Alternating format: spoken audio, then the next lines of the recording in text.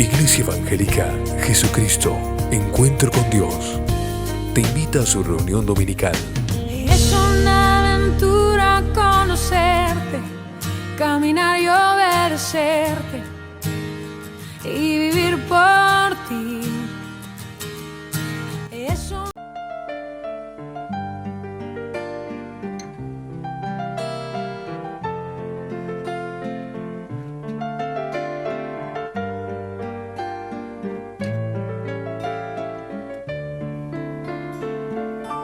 Amigo como Jesús,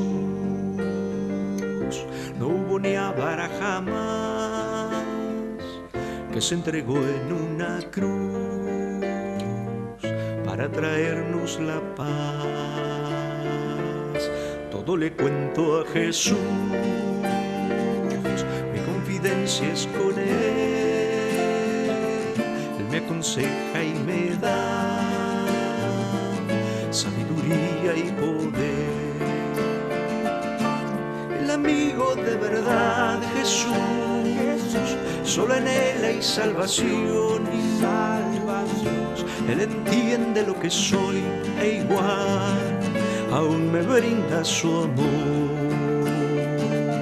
El amigo de verdad, Jesús, solo en Él hay salvación y luz. Él entiende lo que soy e igual aún me brinda su amor.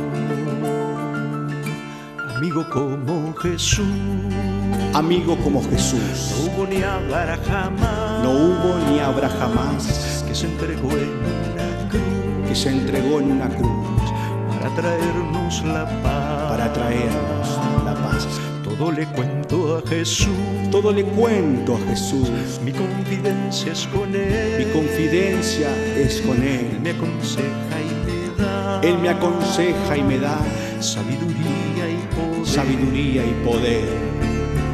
El amigo de verdad, Jesús, solo en Él hay salvación y luz. Él entiende lo que soy e igual aún me brinda su amor.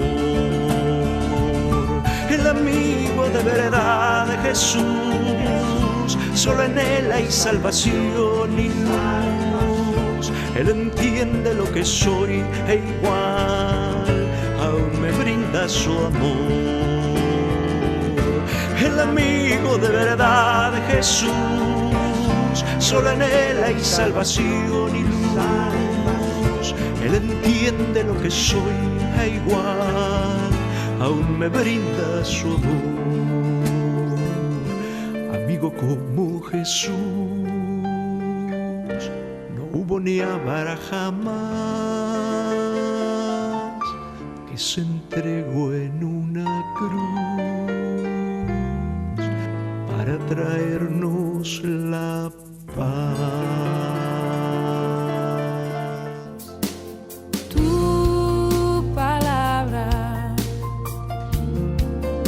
Es la voz que me habla en la mañana,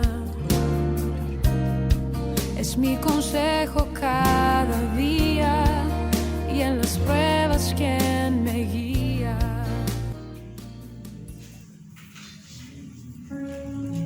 Primera de Corintios capítulo 5, versículo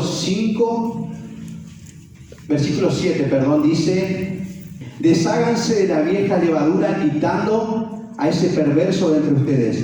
Entonces serán como una nueva masa preparada sin levadura, que es lo que realmente son. Cristo, nuestro Cordero Pascual, ha sido sacrificado por nosotros.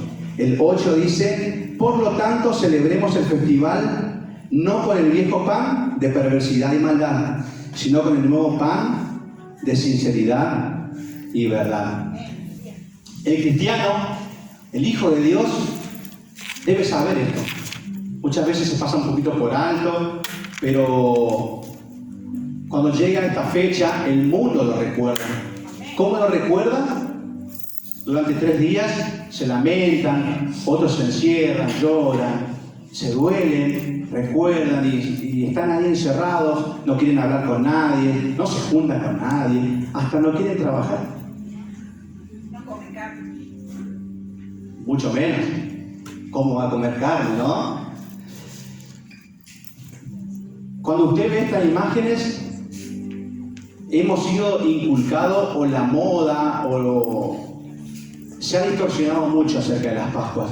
Pero en esta mañana vamos a aprender juntos acerca de esto tan importante. Usted sabe que la palabra Pascua significa en hebreo paso o salto. Paso o salto. Eso quiere decir, así de sencillito. Eso nos dice en hebreo. No es una empanada de vigilia, de la selga, de lo que usted puede imaginarse. No es un pedazo de pescado. No es un pedacito o un buen pedacito de chocolate, un huevo de chocolate, un conejo. No es eso. Lejos está de eso. Lejos, lejos. Vamos a abrir, ayúdeme, y vamos a leer Éxodo capítulo 12 para entender de dónde vienen las Pascuas. ¿Qué es las Pascuas? Vamos a aprender juntos 3 puntitos. Si usted quiere ir anotando, vamos a anotar 3 puntitos. ¿Qué eran las Pascuas? ¿De dónde viene el origen de todo esto? Éxodo capítulo 12, para que nos ubiquemos en el tiempo de la historia de las Pascuas. Se celebró la primera Pascua aproximadamente en el año 1513 antes de nuestra era. Y dice que, cuenta la Biblia, nos cuenta que el pueblo de Dios, el pueblo de Israel, se encontraba en esclavitud en Egipto. Y Dios le dijo a Moisés, levantó a Moisés y le dijo: vas a sacar a mi pueblo de la esclavitud, no con tu mano, sino con mi mano poderosa. ¿Cómo puedo yo, Moisés, un hombre común?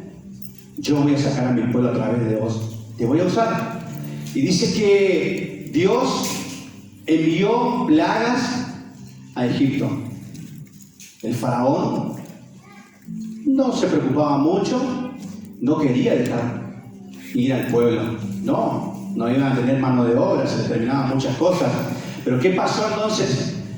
Dice que Dios se presentó a Moisés y le dijo: voy a enviar un juicio, el último juicio. Y Dios endureció el corazón del faraón, de modo tal que él iba a mostrar verdaderamente su poder. Vamos a leer el versículo 11. Estas son las instrucciones para cuando coman esa comida. Dios le decía a Moisés: estén totalmente vestidos, lleven puestas las sandalias y tengan su bastón en la mano. Coman deprisa porque es la Pascua del Señor. Es la Pascua, es el paso del Señor.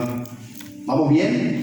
Esa noche pasaré por la tierra de Egipto y heriré de muerte a todo primer hijo varón. Vaya prestando atención. Dice: a todo primer hijo varón y a la primera cría macho de los animales en la tierra de Egipto. Ejecutaré juicio contra todos los dioses de Egipto, porque yo soy el Señor. Pero la sangre sobre los marcos de las puertas servirá de señal para indicar las casas donde ustedes estén. Cuando yo vea la sangre, pasaré de largo. ¿Escuchó bien? Pasaré. Voy a pasar de largo. Voy a sacar esa casa. Esa plaga de muerte no los tocará a ustedes cuando yo hiera la tierra de Egipto. Entonces podemos ir entendiendo, ubicarnos que ya cuando ellos estuvieron en la esclavitud, la última noche, ellos celebraron esta Pascua. Una orden de parte de Dios para su pueblo, para el pueblo de Israel. Ahora vamos un poquito más adelante, versículo 25. Cuando entren en la tierra que el Señor ha prometido darles, seguirán celebrando esta ceremonia. Entonces sus hijos preguntarán: ¿qué significa esta ceremonia? Y ustedes contestarán: es el sacrificio de la Pascua del Señor, porque Él pasó, ¿qué dice? Pasó de largo las casas de los israelitas en Egipto. Y aunque hirió de muerte a los egipcios, o sea, Dios lo cumplió, salvó a nuestras familias. Cuando Moisés terminó de hablar, todos los presentes se postraron ante el suelo y adoraron a Dios. Podemos ver y entender ahí en el versículo 11, lo primero que Dios le dijo a Moisés: yo voy a pasar esa noche y voy a herir a todo primogénito de la familia, a todo primogénito, y también al primer cría animal, ahí menor de 1 año, también va a morir. Pero ellos debían, el pueblo de Israel debía pintar el dintel de su casa, el marco de su puerta, ¿con qué? Con la sangre de un cordero que ellos debían tener para ese momento, sacrificarlo para poder utilizar esa sangre y pintar. Cuando llegaba el momento, el Señor iba a pasar por ese lugar, y cuando Él viera esa sangre, iba a pasar por alto. Esa era la muestra del amor de Dios. Era la muestra de que iba a pasar por alto esa casa. La casa que no tenía pintado con sangre su puerta, muerte. Había muerte para sus primogénitos. ¿Queda todo así? Parece triste, ¿no? Qué duro este Dios. Era para el pueblo de Dios, era para los israelitas. Solamente ellos debían celebrar esta fiesta judía. ¿Para qué? Para recordar cuando ellos salieran de la esclavitud. Ellos, cuando se juntaban una vez al año, iban a hablar y contar a su familia, a sus hijos, y decirle lo que ellos vivieron. Ahora, 3 cosas importantes que usted debe saber, o de lo que había que tener, ellos debían tener en la celebración. 3 cosas acerca de la comida que ellos iban a cenar, a celebrar. Lo primero, debían tener un animalito, o sea, una oveja o una cabra, sin manchas, que sea perfecta. Debía estar excelente. Lo mejor que tenían debían tenerlo. Otra cosa era el pan sin levadura. Vaya usted anotando si usted quiere eso. Pan sin levadura. Y lo siguiente era hierbas amargas. Esas cosas no podían faltar en esa celebración, en esa mesa. Ahí creo que hay una imagen más adelante, si no me equivoco, hay una imagen que muestra cómo ellos, lo que había que tener en la mesa. Una oveja, pan sin levadura y hierbas amargas. Ellos cada año debían recordar esto. Recordar. Sí o sí, su pueblo debía recordar. Eso eran las Pascuas. Eso era la verdadera Pascua. De ahí fue el inicio para su pueblo. Ahora, vamos al punto número 2. Vamos a avanzar un poquito más. Y vamos a ver qué representa esa Pascua. Porque ¿qué tenemos que ver nosotros con el pueblo de Israel? Somos gentiles. ¿Tenemos que ver algo? Vamos a ver Juan capítulo 1, el Evangelio de Juan, Nuevo Testamento, Mateo, Marcos, Lucas y Juan. Ahí, capítulo 1. Dice que Juan en esa oportunidad se encontraba bautizando. Juan el Bautista estaba bautizando a través de las aguas a las personas que llegaban al reino de Dios. Y dice que él, bautizando ahí en el río Jordán, en Betania, se le presentaron hombres, fariseos y personas que le decían: ¿con qué autoridad vos hablas? ¿Con qué autoridad estás haciendo esto? ¿Con qué autoridad? ¿Cuál es la autoridad? ¿Acaso eres tú el Mesías, Juan? ¿Sos vos el Mesías? O sea, ¿sos vos el Salvador? Mesías, Salvador. Juan le dice: no. Acompáñame al versículo 23, fíjese que dice. Juan contestó con las palabras del profeta Isaías: soy una voz que clama en el desierto, abran camino para la llegada del Señor. O sea, le estaba diciendo: yo solamente soy una persona que abre camino. Vine delante de Él, abriendo el camino. El que viene detrás mío es mucho más grande que yo, que ni siquiera estoy capacitado, soy digno de atar su sandalia. Imagínense la persona que venía detrás de Juan, y mire que Juan era usado por Dios, pero él sabía que el que venía detrás suyo era alguien enviado por Dios. Y fíjese, vamos más adelante, el versículo 29 del capítulo 1 dice: al día siguiente Juan vio que Jesús se le acercaba y dijo: miren, el Cordero de Dios que quita el pecado del mundo. Leemos de vuelta: miren, el Cordero de Dios que quita el pecado del mundo. Quita el pecado del mundo. Y dice más: a Él me refería cuando yo decía: después de mí vendría un hombre que es superior a mí, porque existe desde mucho antes que yo. Eso representa Jesús. No era cualquier cosa. Ese es el Cordero de Dios. Dios lo había enviado en ese momento para la humanidad, para los hombres, para usted, para mí. Ese es el Cordero de Dios. No envió otra cosa a otra persona. Envió a Jesucristo y a quitar el pecado del mundo. Para eso murió, para salvar nuestras vidas. Entonces podemos decir que Jesús representa el Cordero de Dios. Nada más y nada menos que el Cordero enviado por el Padre. Y vamos al último punto número 3.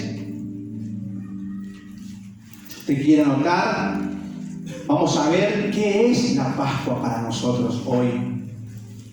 Nosotros también, su pueblo, para todos aquellos que un día le recibimos a Jesús en el corazón. ¿Qué es la Pascua? Para usted y para mí. Volvemos a 1 Corintios, ¿se acuerdan? 1 Corintios capítulo 5. Vamos a retomar ese pasaje. 1 Corintios capítulo 5, versículo 7. Desháganse de la vieja levadura, quitando a ese perverso de entre ustedes. Entonces serán como una nueva masa preparada, sin levadura, que es lo que realmente son. Hasta ahí leemos. Vemos que la primera parte dice: desháganse de la vieja levadura. ¿Qué quiere decir levadura? ¿Qué tiene que ver con nosotros? Debían los judíos participar o celebrar las Pascuas, ¿se acuerdan del Éxodo? Con un cordero. Ahora vamos a la otra parte de la comida, el pan sin levadura. Dice que los judíos debían, cada vez que ellos iban a celebrar, debían limpiar el lugar donde ellos guardaban la levadura. Debían quitar esa levadura. No podía haber en la casa ningún poquito, ningún resto. Nada, dice que el judío cuando llegaba el día, después de haber limpiado, y se presentaba a Dios y dice: Señor, he limpiado todo, y si hay algo que me quedó, yo no sé, te pido perdón. La levadura es un símbolo del pecado, y el pan somos nosotros, símbolo de nosotros, de que debemos quitar el pecado, debemos despojarnos. Pablo le decía a los hermanos de Corintios: quítense, desháganse de la vieja levadura, quitando a ese perverso entre ustedes. Entonces, solamente a partir de ahí, serán como una nueva masa preparada, sin levadura, o sea, sin pecado. Sin levadura, ¿qué es lo que realmente son? Así debemos ser. Un pan sin levadura. No debe haber pecado. Debemos limpiarnos, despojarnos, presentarnos ante el Señor y pedirle perdón por aquellas cosas que cometemos, y aún aquellas cosas que muchas veces lo hacemos sin querer, que le fallamos a Dios y presentar y decirle: Señor, te pido perdón por esto, aún por aquellas cosas, no recuerdo, y limpiarnos, reconocer que somos pecadores. Leemos un poquito más adelante, la parte B del versículo 7 dice: Cristo, nuestro Cordero Pascual, ha sido sacrificado por nosotros. Cristo, nuestro Cordero Pascual, ha sido sacrificado. Solamente a través de Él nosotros somos limpios ante el Padre, nuestro Señor. Solamente por Cristo. El versículo 8 dice: por lo tanto, celebremos el festival no con el viejo pan de perversidad y maldad, sino con el nuevo pan de sinceridad y verdad. ¿Cómo nos limpiamos? ¿Cómo nos limpiamos? A través de Jesucristo.